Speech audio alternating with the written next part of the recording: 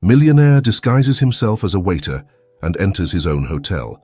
But no one knows who he is. He is horrified when something happens. Carlos Montero, a successful 30-year-old businessman, looked at himself in the mirror one last time before leaving his luxurious penthouse. His reflection showed an unrecognizable man. Hair dyed a common brown shade, brown contact lenses hiding his green eyes, and a fake mustache giving him a completely different appearance. He was wearing the uniform of a waiter from the Emperor Hotel, the jewel of his hotel empire. "It's now or never," he murmured to himself. Taking a deep breath, Carlos had inherited the hotel chain from his father just 2 years ago, and since then he had been struggling to maintain the prestige and quality that had made the Montero brand famous. However, guest complaints had increased over the past year, and financial reports showed a worrying downward trend. Frustrated by his inability to identify the problem from his position as CEO, Carlos had devised a bold plan. He would work incognito in his own hotel for a month, observing daily operations and the interaction between employees and guests firsthand. With his heart pounding, Carlos left his apartment and headed to the Emperor Hotel. Upon arrival, he introduced himself in the personnel office as Carlos Mendoza, the new waiter hired to cover the summer vacation period. The head of personnel, a middle-aged woman named Sophia, greeted him with a tired smile. "Welcome, Carlos. I hope you're ready to work hard. We're short-staffed and the high season has just begun." Carlos nodded, nervous but determined. "I'm here to do my best, ma'am." Sophia handed him an access card and a schedule. "Your shift starts in 15 minutes. Head to the 4th floor and report to Javier, the housekeeping supervisor. He'll assign your tasks." As he rode the service elevator, Carlos couldn't help but notice how different everything felt from this new perspective. The luxury he had always taken for granted now seemed out of reach, and the grandeur of the hotel that had once filled him with pride now intimidated him. Upon reaching the 4th floor, he found Javier, a burly man in his 40s, with a stern expression. "You must be the new guy," he grunted. "Take this cart and start with rooms 401 to 410. You have 30 minutes per room. If you finish early, help your colleagues. If you finish late, you stay until you're done. Got it?" Carlos nodded, taking the heavy cleaning cart. As he walked away, he heard Javier mutter, "These newbies, they never last." The next few hours were a whirlwind of wrinkled sheets, wet towels, and cleaning products. Carlos, accustomed to spending his days in a comfortable office, soon found himself sweating and panting. His hands, once soft, began to chafe from the chemicals. During his lunch break, Carlos sat in the employee cafeteria, observing his colleagues with curiosity. Most ate in silence with tired expressions on their faces. A young waitress sat across from him, offering a kind smile. "I'm Anna," she introduced herself. "First day?" Carlos nodded, returning the smile. "It shows, doesn't it?" Anna laughed softly. "A little. Don't worry, we all go through it. If you need help, you can ask me." As they talked, Carlos realized how little he knew about the daily lives of his employees. Anna told him about the long hours, difficult guests, and the constant pressure to maintain the standards of a luxury hotel with limited resources. "The worst are the managers," Anna whispered, glancing around cautiously. "Especially Rodriguez, he treats us like we're disposable." Carlos frowned. He vaguely remembered Rodriguez, the general manager he had hired a year ago based solely on his impressive resume. "What do you mean?" Before Anna could answer, a shrill voice echoed in the cafeteria. "Break time ended 2 minutes ago. Everyone back to work now." Carlos watched as everyone hurriedly stood up, throwing the remains of their food into the trash. Anna gave him an apologetic look before disappearing down the hallway. As he returned to his cleaning cart, Carlos felt a mix of emotions: guilt for not paying more attention to his employees' working conditions, determination to improve the situation, and a growing curiosity to discover what else he didn't know about his own hotel. Little did Carlos know that his adventure as a waiter was about to lead him down a path filled with challenges, revelations, and difficult decisions that would forever change the fate of the Emperor Hotel and everyone working in it. As the days passed, Carlos became more immersed in his role as a waiter. His hands, once soft, were now rough and cracked from constant contact with cleaning products. His muscles ached from the physical labor he was unaccustomed to, but his determination grew with each discovery he made about the hotel's reality. One morning, while cleaning the presidential suite, Carlos overheard voices coming from the hallway. He immediately recognized the deep, authoritative voice of Rodriguez, the general manager. "We need to implement that new VIP service as soon as possible," Rodriguez was saying. "Revenue is down 15% this quarter, and Mr. Montero is asking uncomfortable questions." Carlos tensed at hearing his own name. He moved closer to the door to listen better. "But sir," responded another voice which Carlos recognized as Sophia, the head of personnel, "we don't have enough staff to offer personalized 24/7 service to VIP guests. We're already stretched thin." "That's not my problem," snapped Rodriguez. "Do more with less, Sophia. If you can't handle it, I'll find someone who can." Carlos clenched his fists, furious. How could Rodriguez be so insensitive? He was about to step out and confront him when he remembered his disguise. As a waiter, he didn't have the power to challenge the general manager. That night, during dinner in the employee cafeteria, Carlos sat with Anna and other waiters. The conversation revolved around the new VIP service. "They're going to squeeze every last bit of time and energy out of us," complained Peter, a veteran waiter. "And I bet we won't see a single extra cent for the additional effort." Anna sighed. "The worst part is that they don't even ask for our opinion. We have ideas to improve the service, but no one listens." Carlos saw an opportunity. "What kind of ideas?" he asked curiously. Anna's eyes lit up. "Well, for example, we could create a more efficient communication system between departments. Sometimes a guest requests something at reception and the information doesn't reach us in time, or we could personalize rooms based on the preferences of regular guests." Carlos was impressed. These were exactly the kind of innovative ideas he had been looking for. "That sounds great, Anna. Why don't you propose them?" Anna's smile faded.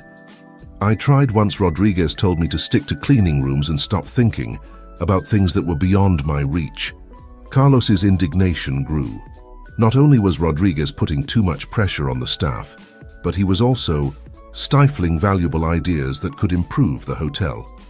In the following days, Carlos closely observed the dynamics between employees and management.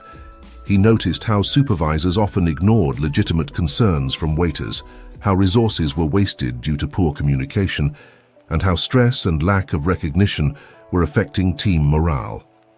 One afternoon, while cleaning the lobby, Carlos witnessed an incident that left him chilled. A guest was yelling at a young receptionist, accusing her of losing his reservation. "I demand to speak to the manager," the man shouted. Rodriguez quickly appeared, all smiles and apologies to the guest. But as soon as the guest walked away, his expression changed. "How could you make such a stupid mistake?" he hissed at the receptionist, who was visibly trembling. "If this happens again, I'll find someone more competent for the job," Carlos saw. The young woman struggled to hold back tears. He wanted to intervene, to tell Rodriguez that this was not how employees should be treated, but he knew he couldn't risk blowing his cover. That night, lying in the small room he shared with two other waiters in the employee accommodation, Carlos couldn't sleep. His mind raced, trying to process everything he had seen and heard. He realized that the hotel's problem wasn't just about efficiency or customer service. It was a cultural problem. Under Rodriguez's leadership, a climate of fear and distrust had been created. Employees, fearful of losing their jobs, didn't dare speak up or take initiative. Carlos knew he had to do something, but he also understood that real change would require more than just firing Rodriguez. He needed to completely transform the way the hotel was managed. As sleep finally overtook him, Carlos began to form a plan. It wouldn't be easy, and he would surely face resistance, but he was determined to make the Emperor Hotel not only a place of luxury for guests, but also a place where employees felt valued and respected. What Carlos didn't know was that his biggest challenge was yet to come, and that before he could implement his plans for change, he would have to face situations that would test not only his determination, but also his own identity. The sun was barely peeking over the horizon when Carlos, still sleepy, headed to the hotel for his morning shift.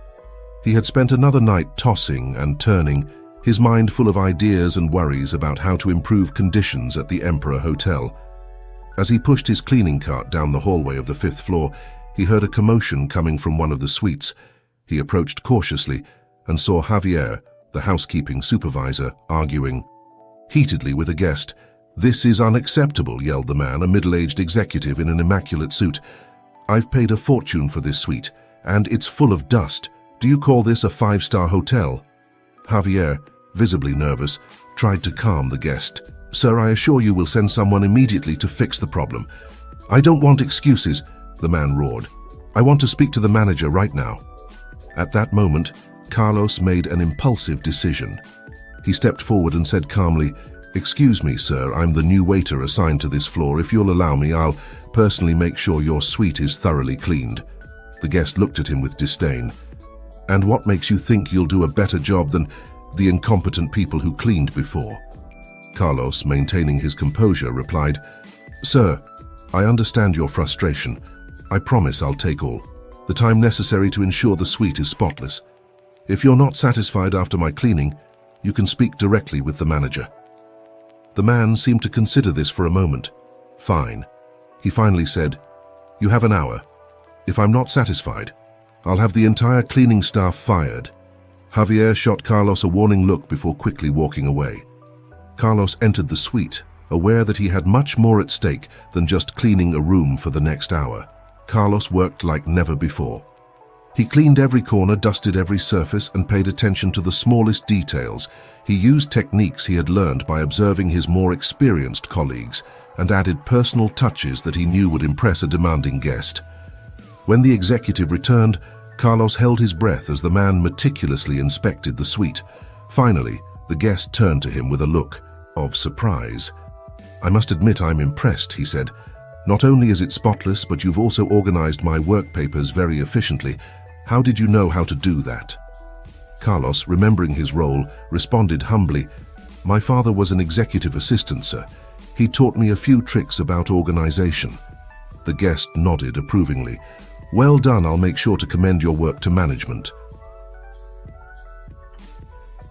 As soon as the man left the room, Carlos allowed himself to breathe a sigh of relief.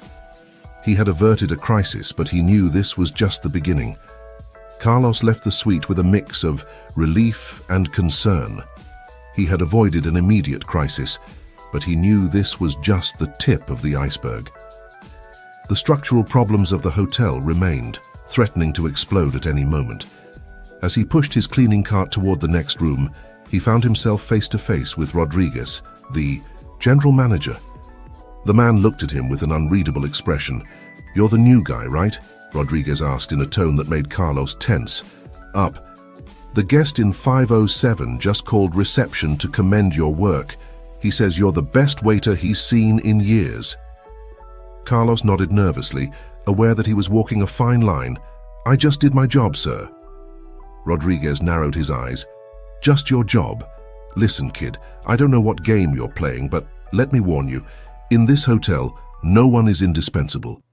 If you think you can play the hero and bypass the chain of command, you're very wrong." Carlos's heart was pounding. Did Rodriguez suspect something? "I don't understand, sir. I just wanted to help," he replied, maintaining his facade of innocence. "Help, huh?" Rodriguez sneered. "Well, here's a chance to really help. The guest in 610 has been complaining all week. Nothing satisfies him. Go there and fix the problem. If you succeed, I might reconsider your position here." With that, Rodriguez walked away, leaving Carlos with a sense of unease. He knew room 610 was notorious among the staff for housing a particularly difficult guest. Upon reaching the room, Carlos knocked gently on the door. A sharp, annoyed voice responded from inside. "It's about time. I've been waiting all morning." The door swung open, revealing a woman in her 50s, dressed in designer clothes and covered in jewelry. Her expression was one of pure disgust. "Well," she snapped, "are you just going to stand there or do something useful?" Carlos took a deep breath and entered the room. For the next 2 hours, he faced an endless barrage of complaints and demands. The pillow was too soft, the air conditioning too cold. The minibar didn't have her favorite brand of mineral water with each complaint. Carlos responded with patience and professionalism, finding creative solutions to problems that seemed insoluble. He changed the pillows, adjusted the temperature, and even ran to a nearby store to get the specific brand of water the guest demanded. Finally, when it seemed he had addressed every possible demand, the woman looked at him with a less hostile expression. "Well, at least you know how to do your job," she said, in what seemed to be the closest thing to a compliment she could offer. Exhausted but satisfied, Carlos was about to leave when the woman added, "Oh, one more thing, I need you to take this dress to the dry cleaner and bring it back within an hour. It's for an event tonight and I can't wait." Carlos looked at the clock. It was impossible to take the dress to the dry cleaner and bring it back in such a short time, but he also knew that refusing could undo all the progress he had made.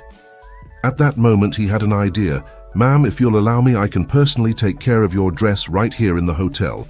We have an express ironing service that could have it looking perfect in less than an hour." The woman looked at him skeptically. "If you ruin my dress, I'll make sure you get fired," she warned. "I understand the risk, ma'am." "Trust me," Carlos replied with a confidence he didn't know he had.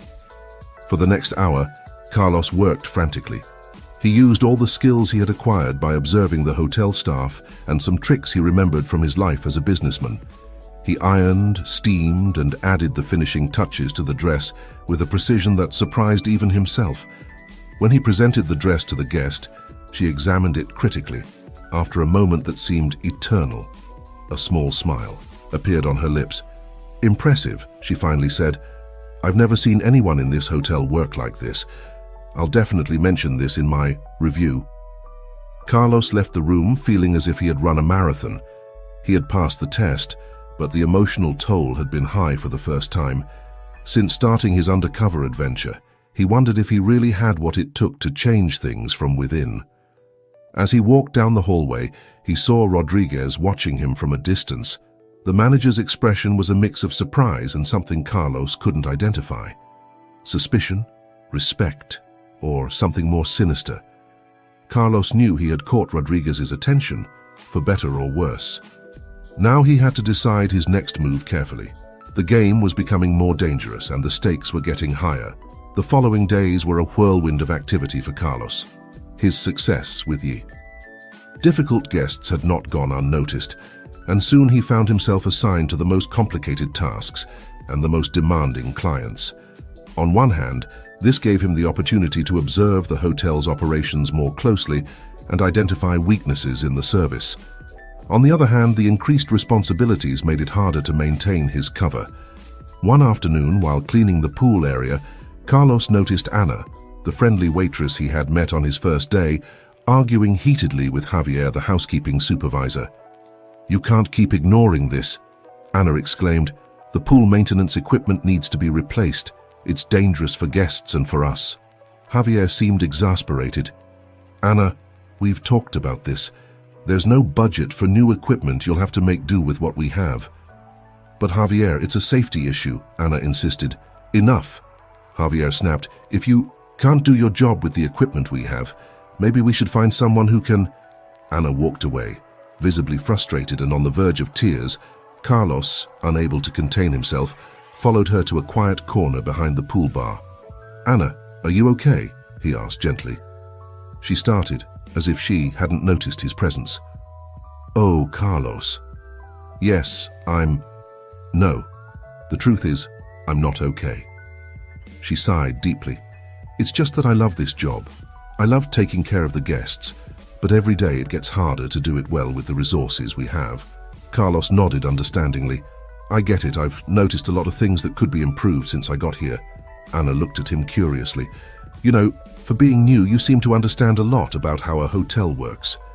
For a moment, Carlos feared he had said too much, but then he saw an opportunity. "Well, I've worked in several hotels before, and I've always been interested in understanding how things work, not just doing my job." "That's great," Anna said, a spark of enthusiasm in her eyes. "I wish more people here thought that way. I have so many ideas to improve things, but no one wants to listen." "Tell me some of those ideas," Carlos suggested, genuinely interested. For the next hour, while pretending to clean the pool area, Anna shared with Carlos a series of innovative proposals. from a more efficient communication system between departments to cross-training programs so that employees could better understand each other's work. Carlos was impressed. Anna not only had brilliant ideas, but also a deep understanding of the hotel's operations and a true commitment to service excellence. "Anna, these ideas are amazing," Carlos finally said. "Why haven't you proposed them formally?"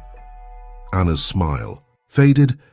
"I tried once. I prepared a presentation and everything, but Rodriguez told me to stick to my job and stop dreaming about things that were beyond my reach." Carlos's indignation grew. Not only were they wasting Anna's talent, but they were crushing her spirit and initiative. "You shouldn't give up," Carlos said firmly. "Your ideas could make a big difference in the hotel." Anna looked at him with a mix of hope and skepticism. "Do you think so?" "Sometimes I think I should look for a job elsewhere, where employees are valued more."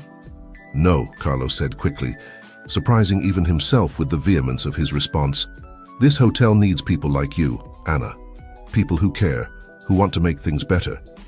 Anna looked at him intently for a moment, as if trying to solve a puzzle.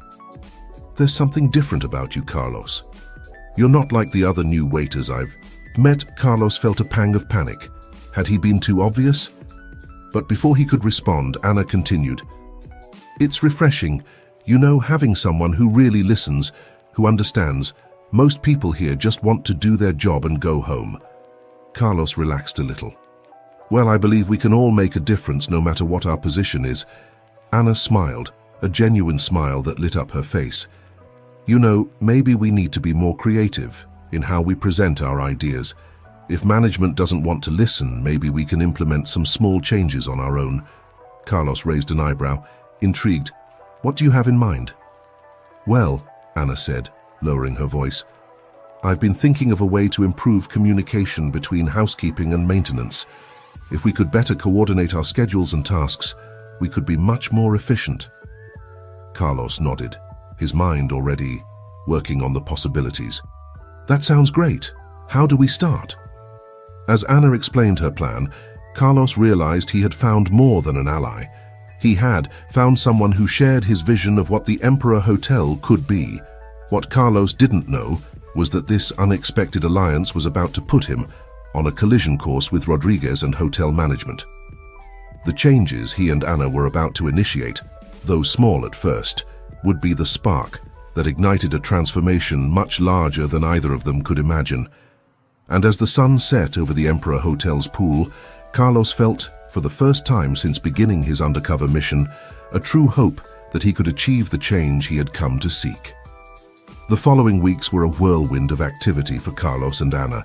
Working in secret, they began to implement small changes in their daily routines.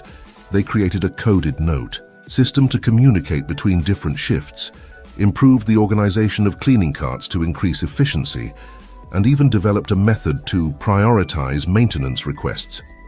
At first, the changes were subtle. Other employees barely noticed them, but little by little the effects became evident. Guest complaints decreased, rooms were cleaned faster, and the overall atmosphere among the housekeeping staff improved significantly. However, not everything was rosy. Carlos noticed that Rodriguez was watching him more closely, with a look that mixed suspicion and frustration. It was as if the general manager could sense that something was changing, but couldn't pinpoint exactly what or who was behind it.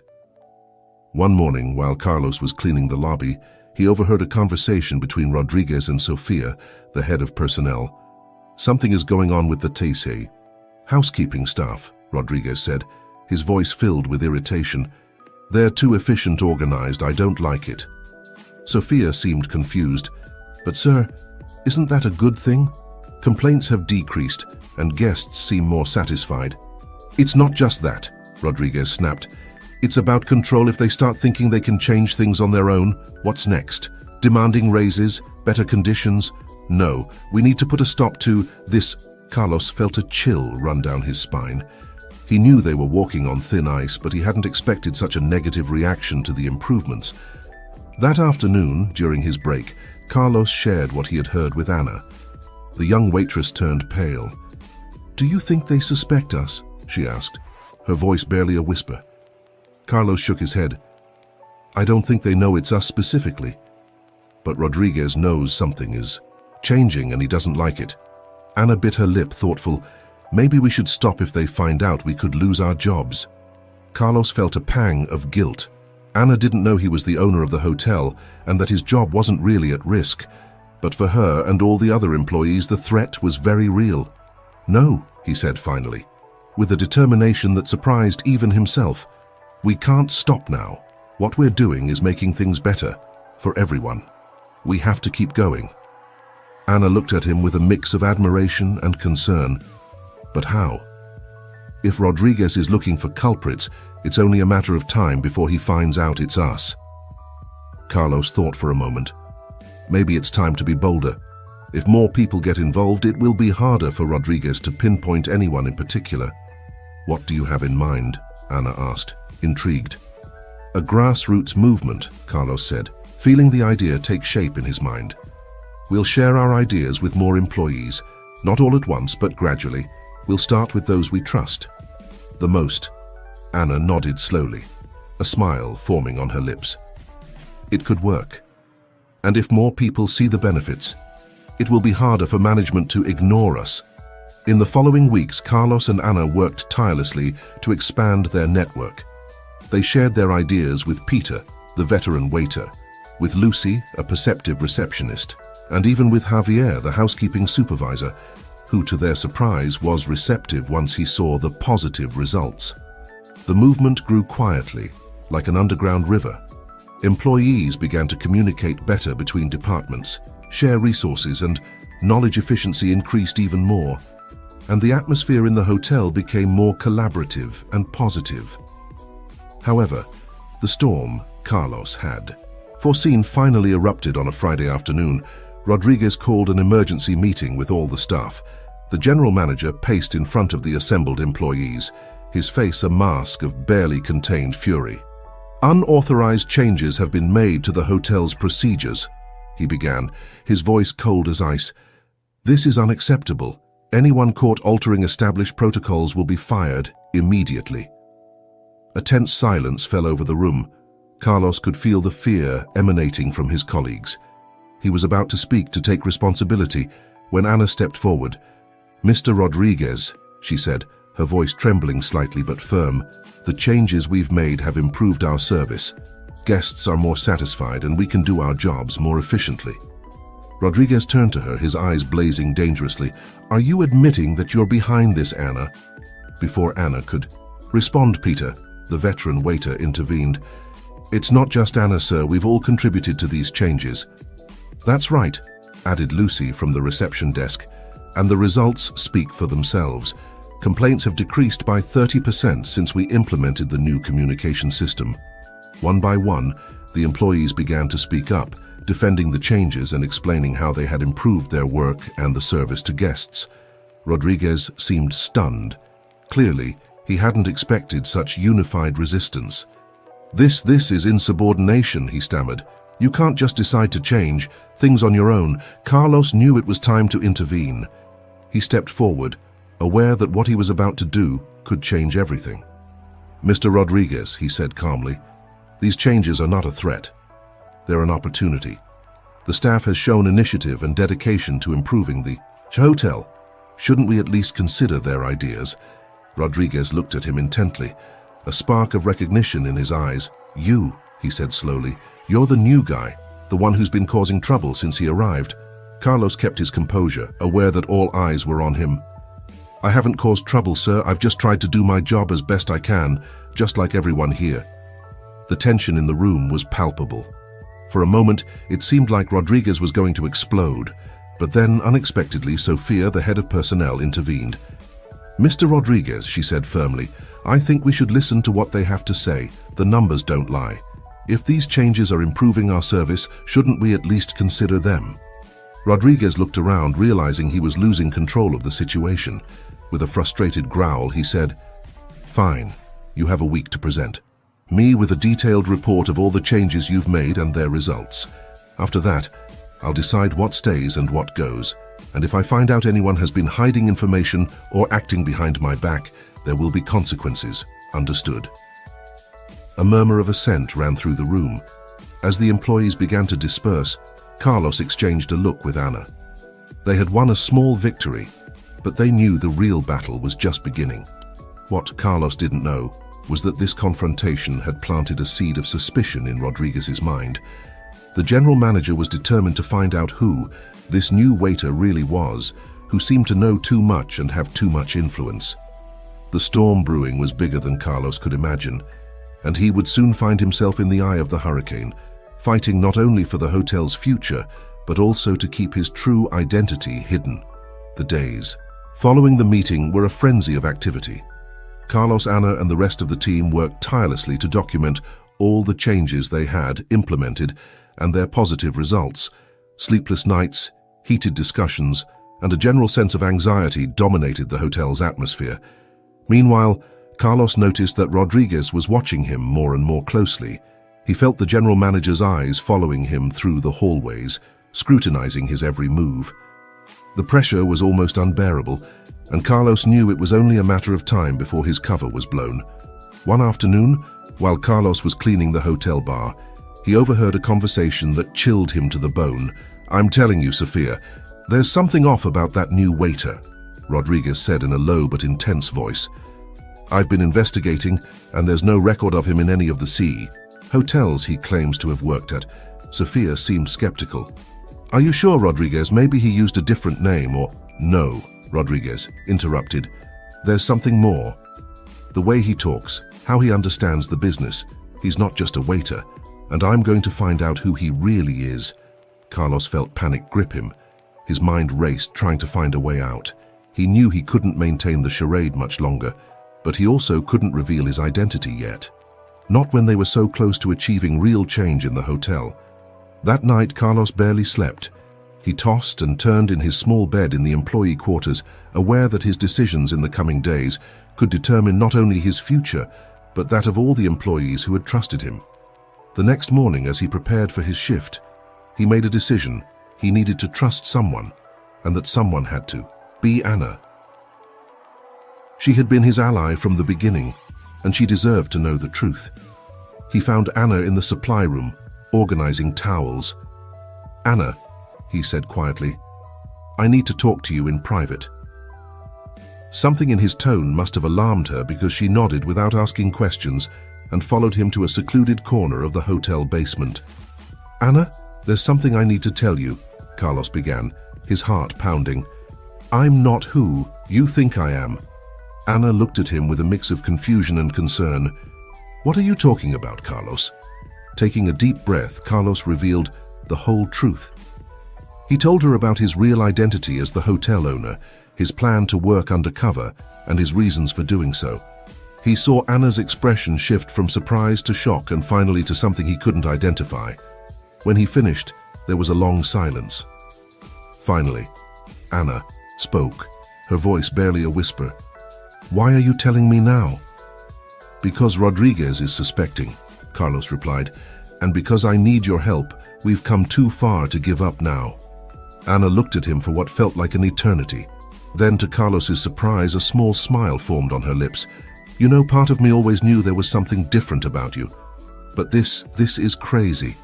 "I know," Carlos said, feeling relieved that Anna didn't seem angry. "Will you help me?"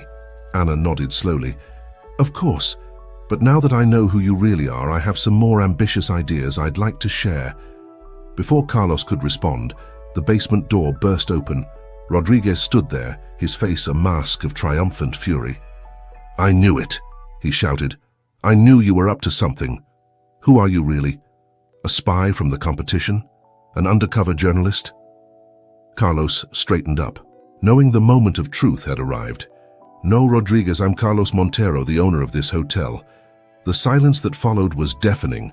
Rodriguez looked like he had been struck by lightning, his mouth opening and closing without making a sound. Anna, despite having been informed moments before, seemed equally shocked to hear the revelation out loud. This is impossible," Rodriguez finally stammered. "Why would the owner of the hotel work as a waiter?" "To see firsthand what really happens here," Carlos replied, his voice firm. "To understand why a hotel that was once the pride of the city was losing its shine, and what I've seen has deeply disappointed me." Rodriguez seemed to regain some of his composure. "Mr. Montero, if you have complaints about my management, we could have discussed them in my office. There was no need for this charade." "Really?" Carlos replied, his voice dripping with sarcasm. "Like the last time I tried to discuss the hotel's problems with you and you assured me everything was under control. No, Rodriguez, I needed to see the truth for myself." At that moment, Sophia appeared at the door, drawn by the commotion. "What's going on here?" she asked, looking confused at the scene in front of her. "What's happening?" Carlos said, addressing not only Sophia but also Rodriguez and Anna, "is that it's time for real change at the Emperor Hotel, and that change starts now." The atmosphere in the basement was charged with tension and anticipation. Carlos knew that what happened in the next few minutes would determine the hotel's future and everyone working in it. The confrontation that had been building for weeks had finally reached its breaking point, and Carlos was ready to face it, head-on. The silence that followed Carlos's declaration was broken by Rodriguez, who finally seemed to regain his speech. "Mr. Montero," he began, his tone a mixture of forced respect and barely contained resentment. "If you have complaints about my management, I am more than willing to discuss them.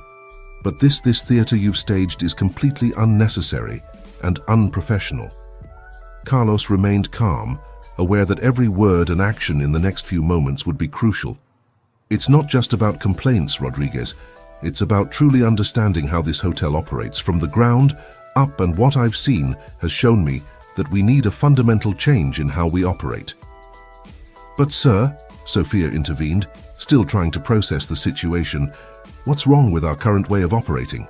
The numbers aren't everything, Sophia," Carlos gently interrupted. "I've seen demotivated employees, misused resources, and a work environment that stifles innovation and initiative. But I've also seen the incredible potential of this team when given the opportunity to shine." Anna, who had remained silent until now, stepped forward. "It's true," she said, her voice gaining confidence with each word. "The changes we've implemented in recent weeks have improved not only efficiency but also the team's morale. And it all started because someone finally listened to us and valued our ideas." Rodriguez looked increasingly uncomfortable. "Mr. Montero, I understand that you want to improve things, but these employees don't have the experience or vision to make decisions about how a luxury hotel should be run. There are reasons why things are done a certain way." Carlos felt his patience wearing thin. "And do those reasons include treating employees as if they're disposable, ignoring their ideas and concerns, creating an atmosphere of fear and distrust?" Rodriguez's face turned red with anger. "I've kept this hotel running. I've met financial targets year after year." "At what cost, Rodriguez?" Carlos retorted firmly. "You've met short-term targets, but you've been eroding the foundations of what makes this hotel great, its people." He turned to Sophia and Anna. "What I've seen over these weeks is that we have an incredible team. People like Anna, who have brilliant ideas but have never been given the chance to share them. Employees who deeply care about the guests and about doing their jobs well, but who have been demoralized by leadership that doesn't value them." Sophia nodded slowly, as if seeing things in a new light. "It's true that we've had issues with staff turnover and employee satisfaction. Surveys haven't been the best in recent years." "Exactly," Carlos said, "and that reflects in the guest experience. We can have the most luxurious facilities in the world, but if our staff isn't motivated and empowered, we'll never achieve the excellence we strive for." Rodriguez, seeing he was losing ground, made one last defense. "Mr. Montero, I understand your point, but changing the entire management system of the hotel is risky. We could lose everything we've built." Carlos smiled, a smile that mixed determination and hope. "Or we could build something even better, Rodriguez. I'm not suggesting we throw away all your experience, but we need a new approach, one that combines your knowledge with the fresh ideas and passion of our team." He turned to everyone present. "What I propose is a complete transformation in how we operate. We're going to implement a participatory management system. Every department will have the opportunity to propose improvements and changes. We'll create multidisciplinary teams to address the hotel's challenges, and most importantly, we're going to invest in our staff in their training and development. Anna couldn't contain her enthusiasm. "That's amazing! I have so many ideas about how we could improve the guest experience with just a few adjustments to our procedures." Sophia, though still somewhat skeptical, nodded slowly. "It could work. In fact, it could solve many of the communication issues we've had between departments." Rodriguez, seeing he was becoming isolated, finally relented. "I suppose we could give it a try. But how would we implement something like this?" Carlos smiled, feeling they were finally moving in the right direction. "We'll start with a series of meetings with all the staff. I want to hear everyone's ideas, from the waiters to the managers. Then we'll form working groups to develop and implement the best proposals." He turned to Rodriguez. "And I'll need your help, Rodriguez.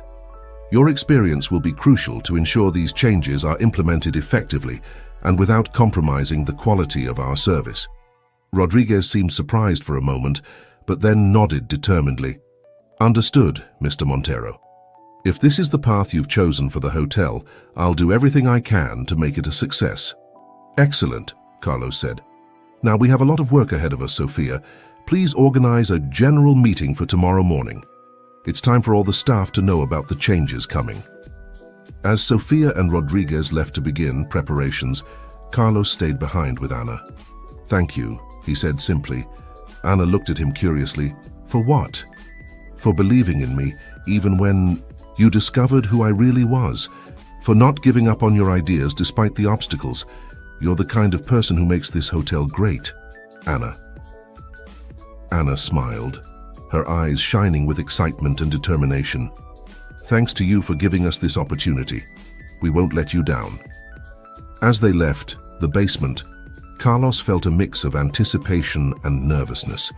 He knew the road ahead wouldn't be easy. There would be resistance, challenges, and moments of doubt. But looking at Anna, seeing the hope and enthusiasm in her face, he knew he had made the right decision. The Emperor Hotel was about to embark on its most ambitious transformation to date. And Carlos was determined to ensure it was a success, not just for the business but for every person who called the hotel their workplace. The following months were a whirlwind of activity at the Emperor Hotel. The general meeting Carlos had convened marked the beginning of a new era for the establishment. At first, there was skepticism and resistance from some employees and middle managers who feared change. However, as the new ideas began to be implemented and positive results became evident, even the most reluctant began to embrace the transformation. Carlos, now operating openly as the owner of the hotel, made sure to stay involved at all levels of the operation. He established a Day in the Life program where managers, including himself, regularly spent a day working in different hotel positions. This not only helped keep management in touch with the day-to-day reality, but also fostered greater respect and understanding among all levels of the organization. Anna became a key player in the hotel's new structure. Her creativity and deep understanding of operations led to her being named Director of Innovation and Continuous Improvement, a position created specifically for her. Under her leadership, numerous improvements were implemented, from a new internal communication system to a guest experience personalization program. Rodriguez, to the surprise of many, including himself, flourished in the new environment. Once he overcame his initial resistance to change, his experience and business knowledge proved invaluable in implementing the new ideas effectively. He became a mentor to many young employees, sharing his experience while learning new ways of thinking from them. Sophia, for her part, led a revolution in the hotel's human resources management. She implemented professional development programs, improved employee benefits, and created a more inclusive and collaborative work environment. As the months passed, the results spoke for themselves. Guest satisfaction reached record levels, staff turnover drastically decreased, and the Emperor Hotel began to gain recognition in the industry for its innovative, people-centered approach. A year after Carlos's big reveal, the hotel hosted a gala to celebrate its transformation. In the elegant ballroom, surrounded by employees, guests, and figures from the hospitality industry, Carlos stood up to give a speech. "A year ago," he began, his voice resonating in the silent room, I put on a waiter's uniform and entered this hotel, hoping to understand what was going wrong.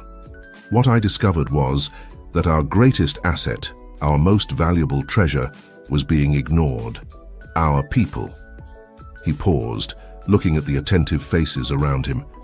He saw Anna, radiant in an elegant dress, Rodriguez with a proud smile, and Sophia, nodding in approval. Today, a year later, I'm here to tell you that the success we've achieved is not mine, it's yours. Every waiter who suggested an improvement in room cleaning, every receptionist who proposed a more efficient way to handle check-ins, every chef who innovated in our menu, this success belongs to all of you. The applause erupted in the room and Carlos waited for it to calm down before continuing. But our journey doesn't end here. This is just the beginning. The Emperor Hotel has always been known for its luxury, but now we will be known for something more. For being a place where every employee is valued, where every idea is heard, and where excellence is not just a goal, but a way of life. He raised his glass to the future of the Emperor Hotel.